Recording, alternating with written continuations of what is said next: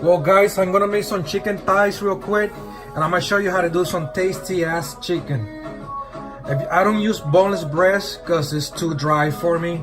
So what I'm gonna do first, I'm gonna take this bone out. Watch this. Take that bone out. This bone right here. Bone long way. I'm supposed to be using a cutting glove, but I'm a professional, so I don't need no fucking cutting glove. Alright? So what you want to do next, you kind of want to make some cuts like this, like 1/2 inch cuts, or 1/4 inch cuts, whatever you want to call it. I don't need that shit.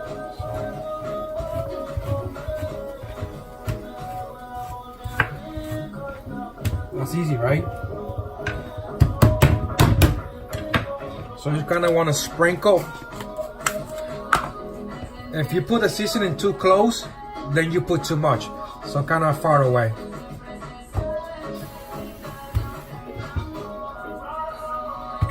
Let's see if I can do this in less than a minute. I don't know if I can, but I'm gonna try. Got kosher. Again, sprinkle.